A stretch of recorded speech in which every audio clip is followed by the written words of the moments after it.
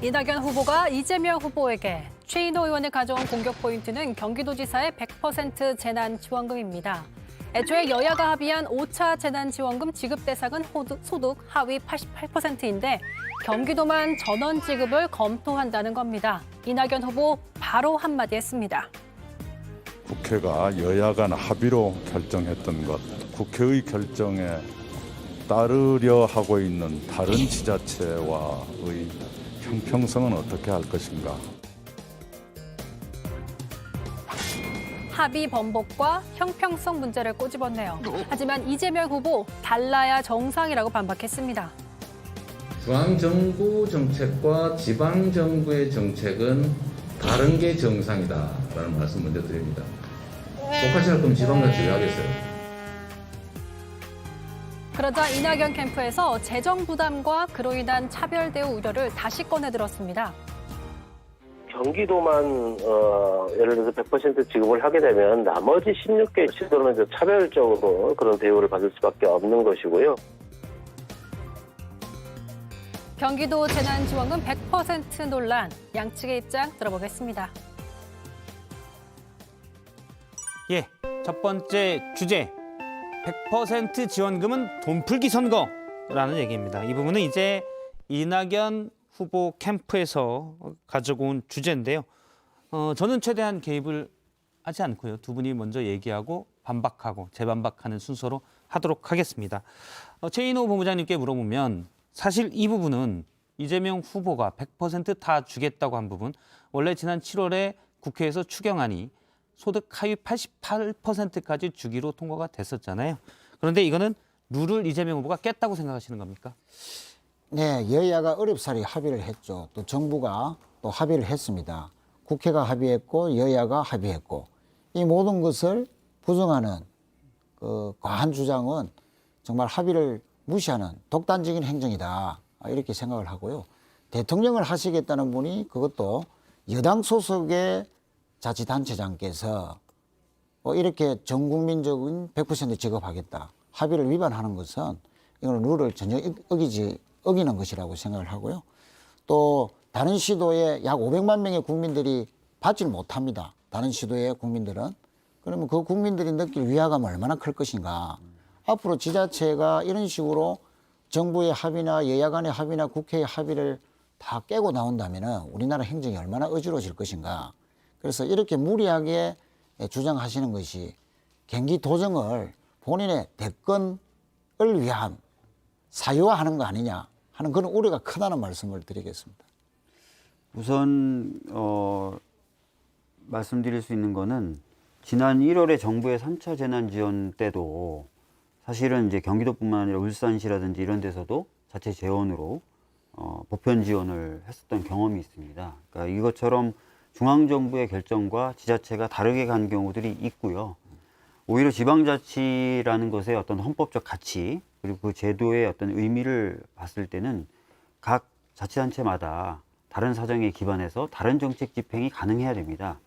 오히려 이제 그런 것들을 하지 못하게 억누르는 것이 이제 지방자치의 의미를 퇴색시킬 수 있는데요. 대표적으로 박근혜 정부 당시에 복지제도를 신설하려고 그러면 이제 복지부와 협의해야 된다는 그 규정을 악용해서 지방정부가 중앙정부와 다른 형태 그리고 뭔가 새로운 시도를 하려고 했었던 걸 모두 막았었던 적이 있습니다. 그래서 그런 쪽으로 오히려 저희가 후퇴하면 안 된다고 생각을 하고요.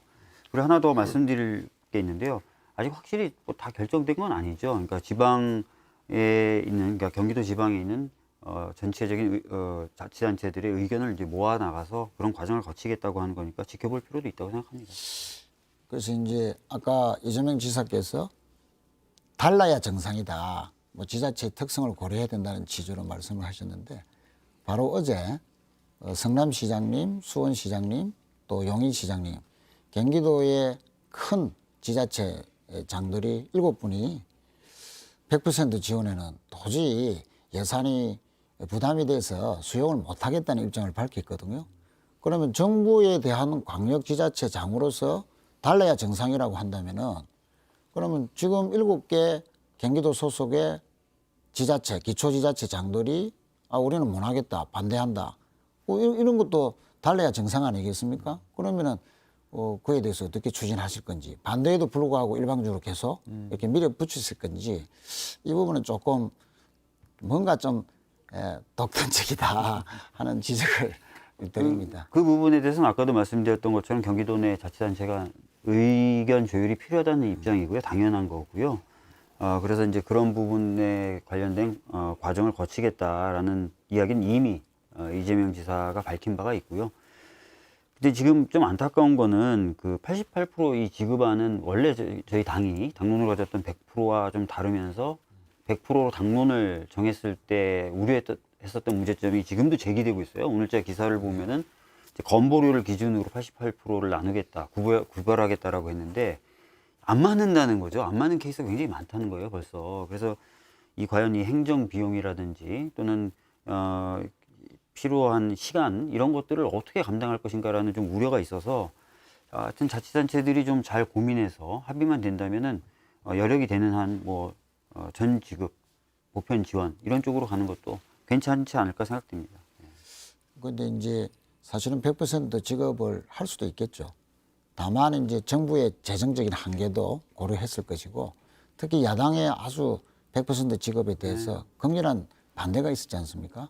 그 이준석 대표도 합의했다가 나중에 번복할 정도로 야당의 반발이 심했는데요. 자, 그런 것을 다 감안해서 88%라는 합의를 한 거죠. 그 합의 순간에 아마 많은 국민들께서 동의를 하시지 않았겠는가 그런 생각을 해보고요. 이런 정부와 국회와 또 여야 간의 합의를 자치단체장 그리고 큰 자치단체라고 해서 일방적으로 합의를 깨는 것은 이거는 좀 민주주의 발전에도 큰 도움이 안 된다. 너무 자신의 어떤 대권을 의식한 선심 행정의 발로 아니냐 하는 지적을 드리겠습니다. 지금 최인호 의원님께서는 계속 일방적 또 독단적 합의 파기 이런 표현을 쓰셨는데 제가 누차 강조하지만 지금 이 방침이 결정된 건 아니고요. 여러 가지 의견들을 듣고 특히 경기도 내 자치단체 간 의견 조율을 거치겠다. 그래서 동의와 합의를 기반으로 집행을 하겠다.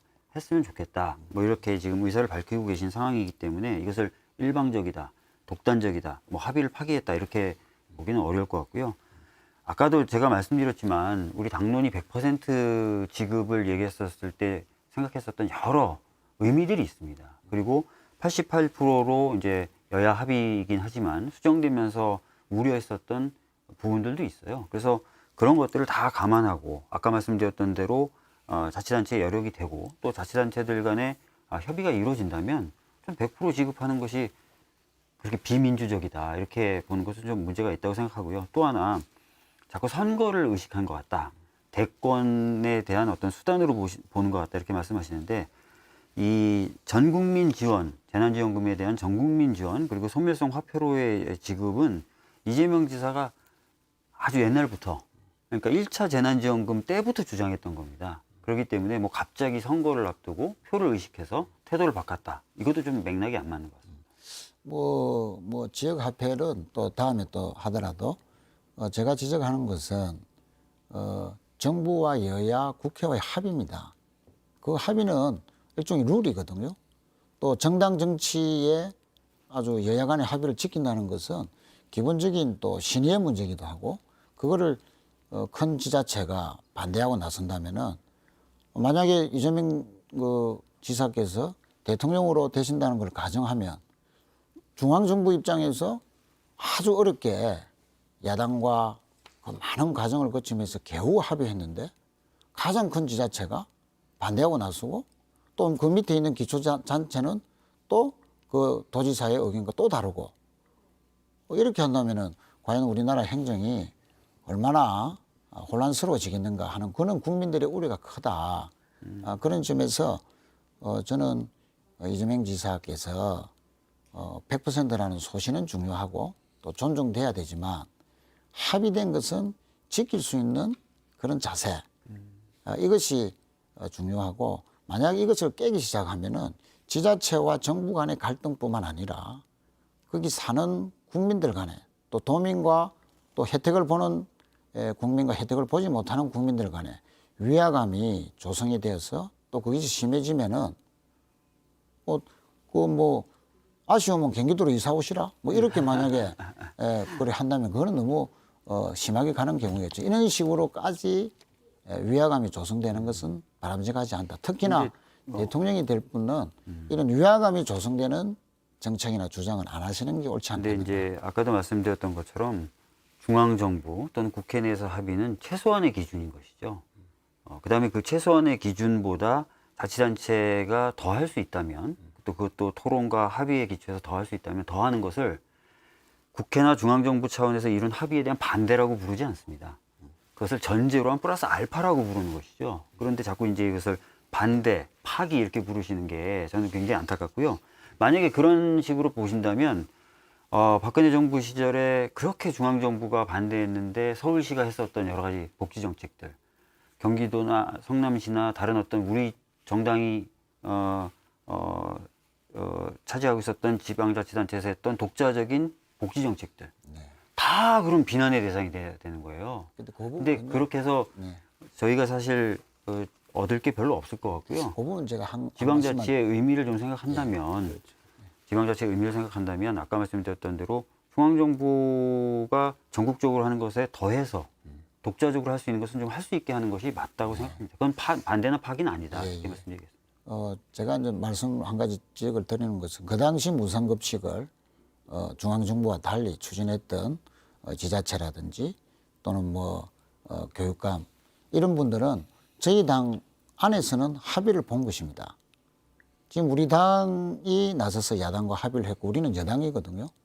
그런데 우리 당 안에서의 민주주의라는 원칙을 보더라도 우리 당은 이렇게 이제 88% 직업에 대해서 다 동의하고 정부와 함께 여당으로서 책임을 다하기 위해서 이렇게 집행을 준비하고 있는 마당에 우리 당 소속의 도지사, 그 경기도만 유일하게 100%를 지급하겠다고 나선 것은 우리 당론에 위배되는 것이죠. 그건 당원으로서의 그런 자세가 아니다. 오히려 그렇게 독단적으로 하실 것 같으면 탈당하시는 거 맞죠? 아니 근데 88%로 여야가 합의 본 부분에 대해서 그 합의보다 자치단체가 플러스 알파로 더 한다는 것을 저희가 반대하거나 그렇게 하면 안 된다라고 저희 당에서 정한 적이 있었나요? 전 기억이 없는데. 아니, 그건 기초단체장, 기초단체 장들 중에서 7군데가 지금 반대하고 나선 거. 그러니까 그런 분들의 의견도 조율을 하겠다는 거잖아요. 그럼 경기도의 지사만 우리 당 소속이 아니고 지금 많은 광역단체장 중에서 다수가 우리 당 소속이거든요. 그럼 우리 당에 소속돼 있는 많은 광역단체장이 얼마나 곤혹스럽겠습니까? 왜 경기도는 주는데 우리 광주는 왜 안 주고 충남은 왜 안 주고 대전은 왜 안 주느냐? 그 시민들이 그 자치단체장에게 원망을 하면은 그 얼마나 곤혹스럽겠습니까? 이런 식으로 개별적인 행동은 우리 정당 내 민주주의도 별로 도움이 안 된다. 근데 저는 마지막으로 처음에 문제 제기를 하셨으니까 마지막 시간이 다 드세요. 박주민 본부장님의 얘기를 듣고 이 토론은 마무리를 하겠습니다. 저는 뭐 지방자치의 본래적 의미도 그렇고요. 그다음에 국가와 사회가 발전하는 측면에서도 그렇고 어떤 기준이 있으면 그 기준보다 더 할 수 있는 부분은 좀 더 할 수 있게 해주는 것이 좀 맞다고 생각합니다. 그리고 그것이 특히 합의와 의견 조율에 기반해서 한다면은 당연히 이제 긍정적으로 받아들여야 될 부분이 있고요. 우리 당 내에서 88%로 최종적으로 여야가 합의했다 하더라도 88% 이상을 지방자치단체가 하겠다는 것을 하지 못하게 했다는 내용은 저는 그런 합의가 있었다는 건 저는 들어본 적이 없다는 말씀 다시 한번 드리겠습니다. 예, 일단 두 분 경기도가 경기도민에 한해서 재난지원금 100%를 지급하는 방안을 검토하고 있는 문제에서 토론을 했었는데 일단 다른 지역과의 위화감을 조정할 수 있다는 우려, 또 하나 이낙연 캠프에서는 그 우려, 그리고 또 하나는 이미 국회에서 합의된 안을 번복했다는 문제점을 지적을 하셨고요. 이재명 캠프에서는 지방정부는 당시 합의는 중앙정부의 합의일 뿐 지방정부는 거기에 다양성과 창의성으로 새로운 것들을 더할 수 있는 권한이 있다라고 얘기를 해주셨습니다. 알겠습니다. 사실 이렇게 마주보고 토론하니까 훨씬 낫네요. 왜냐하면 살살하죠. 예, SNS로 이른바 페이스북이나 이런 걸 할 때는 훨씬 날선 말들이 오갔거든요. 근데 두 분이 서로 또 친하시고 하니까 얼굴을 마주보고 하시니까 사실 페이스북을 통해서 그냥 글만 날리는 것보다는 훨씬 정제돼 있고 시청자분들이 참고하고 들을 만한 판단할 만한 좋은 얘기들이 많이 있는 것 같습니다. 제가 한 가지 팁을 더 말씀드리면 이 뒤에 두 번째 토론 뒤에는 그런 순서가 준비되어 있습니다. 서로 이재명 캠프에서는 이낙연 후보의 장점, 이낙연 캠프에서는 이재명 후보의 장점을 40초간 정도 더 쓰셔도 됩니다. 아니 그런 걸 얘기할 수 좀 있는. 오히려 길게 좀 해주시고 서로 이제 치고받는 건 좀 1분 30초 알겠습니다. 줄여주시고. 아니 시간 못 채우실까 봐 저희 내부에서 1분 얘기가 나는데 최근 분위기 봐서 못 채우실까 봐 제가 40초도 줄인 거였거든요. 하는 데까지 해보죠. 알겠습니다. 저희가 뭐 나름 와라는 효과도 있기 때문에